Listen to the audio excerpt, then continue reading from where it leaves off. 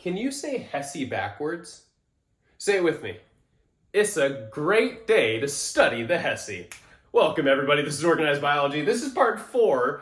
My goodness, you found this video, props to you. This is part 4 of HESI exam A&P review. So I'm going to be going through 5 last questions. This will be the last segment. Unless you guys love this, then you can tell me in the comment section, I'll make more. But we'll go through 5 questions that were on the HESI practice exams. We'll answer them, and then I will give you an overview lecture of what the answer is and why. So the first question is about the heart. And it says, which layer of the heart contains the striated muscle fibers? So the heart has 3 distinct layers. And I'm going to draw them here because this is exact anatomical structure of the heart. That's exactly what it looks like. It doesn't. But it has 3 layers. So it's got an outer layer, and it's got a middle layer that will be really thick. And I'm drawing it in red for a reason.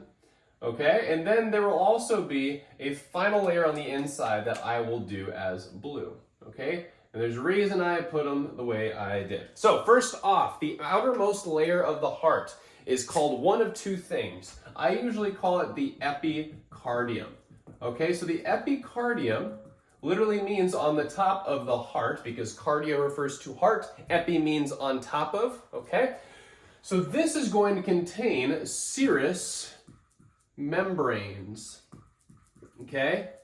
This is going to help lubricate the outside of the heart so that when it's pumping super hard against your chest and your ribs and those muscles, right, there's less friction. Okay, so these serous membranes are going to produce basically like a WD-40, a lubricating substance, so that when the heart contracts and extends and all that, it's not going to get all friction and pain, right?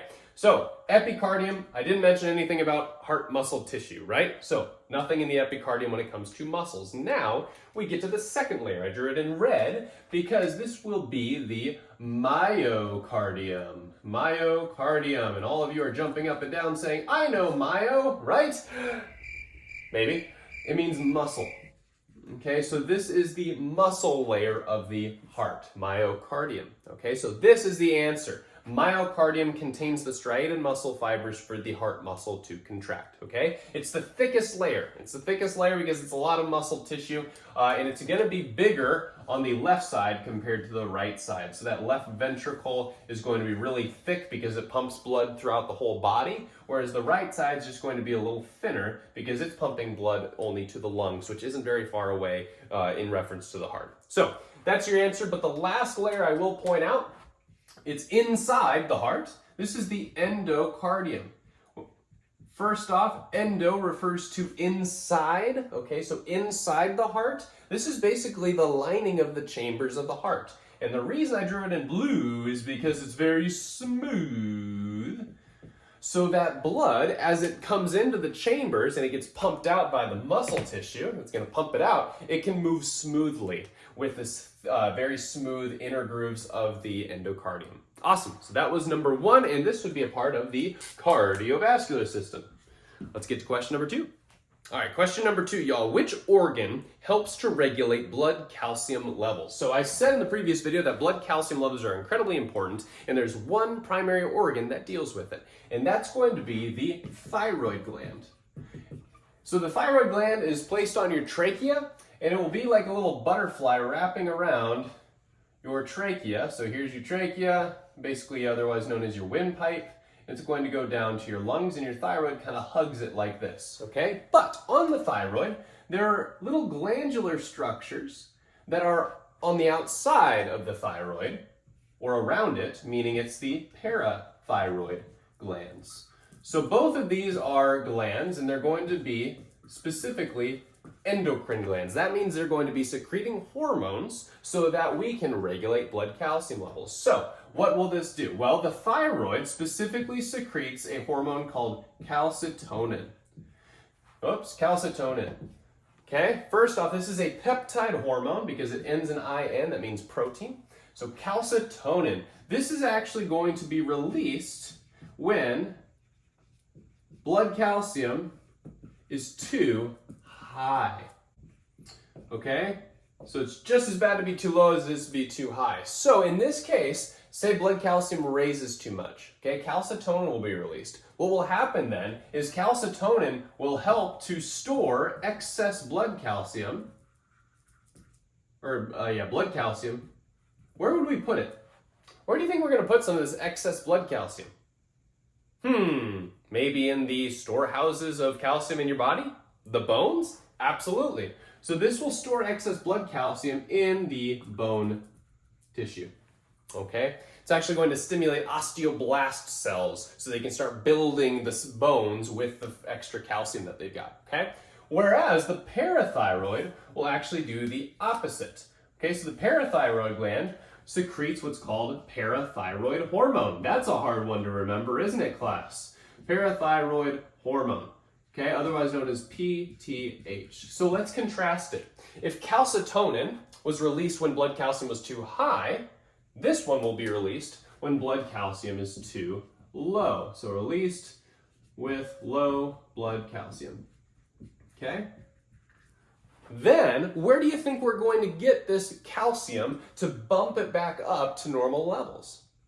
Well, probably the storehouses of calcium in your body, the bone. So what's going to happen is this parathyroid hormone is going to increase bone digestion, really. We're like digesting the bone. Digestion.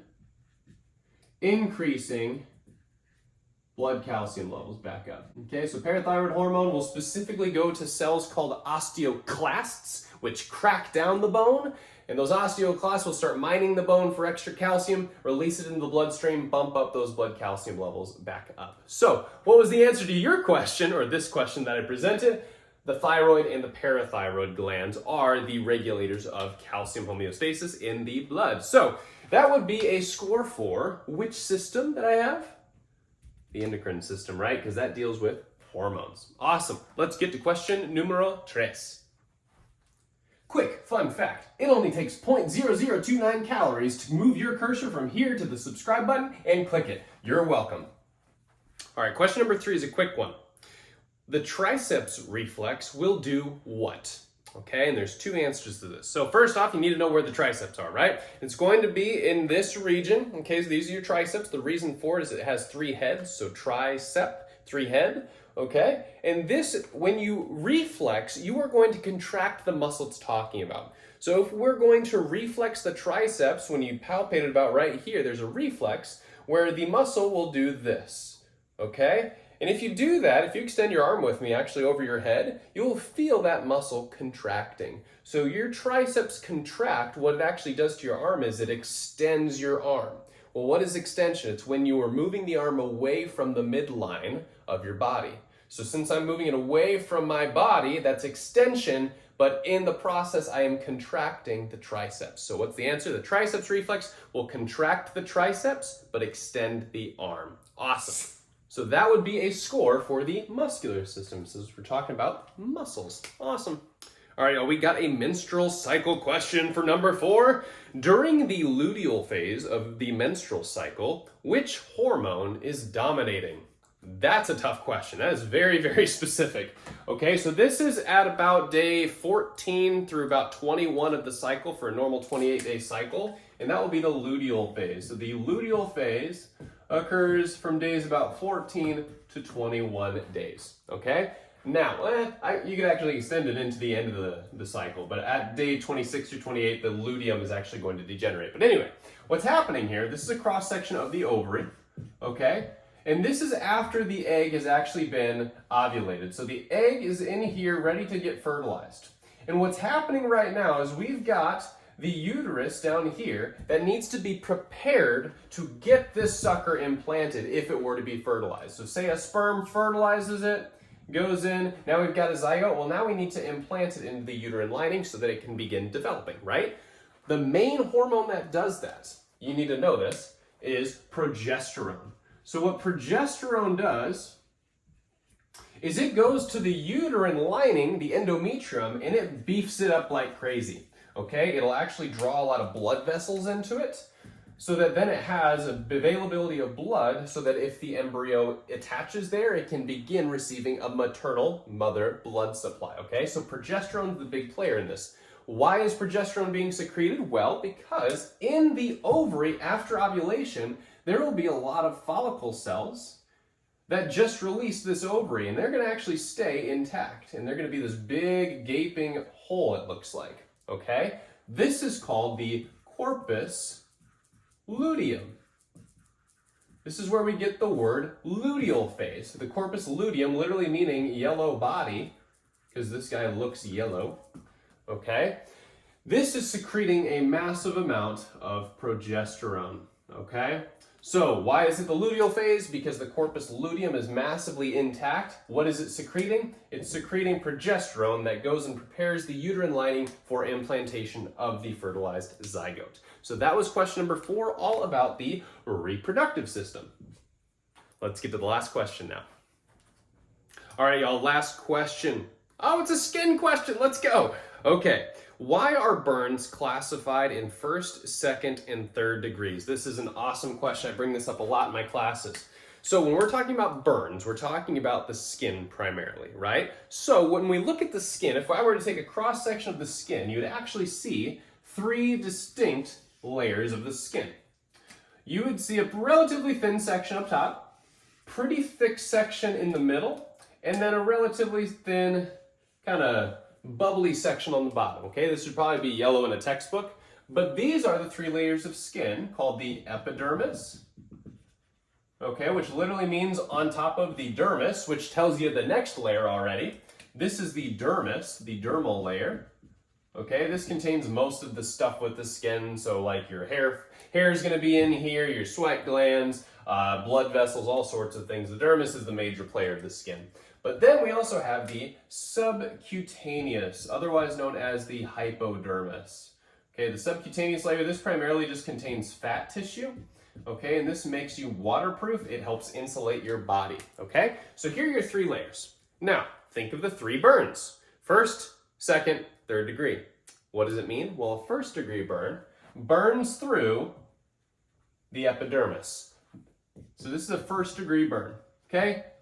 Usually doesn't cause many issues because you just burnt through the epidermis, which is just a protective layer. It didn't get into the blood vessel area, right? So it's 1st degree burn. You shouldn't need a skin graft. You're fine. Okay, it should heal pretty quickly.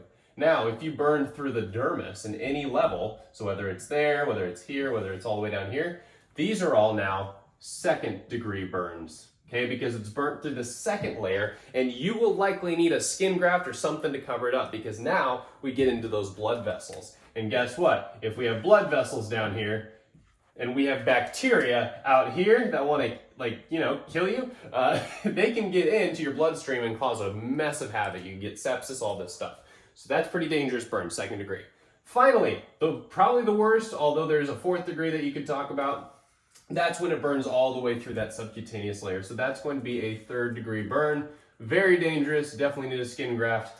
And then the 4th degree burn, if you would classify that, would actually be into the muscle tissue and the underlying tissues underneath the skin. So if it burns all the way through here, now it's considered a 4th degree burn. Okay, but I usually only talk about 3 in my class. So there you have it. Those are the degrees of burns based on the skin depth. So that would be the answer. Why are they classified that way? Based on which layer of the skin it burned through. So we just had a point for what's called the integumentary system, which deals with your skin, hair, and nails. Sweet.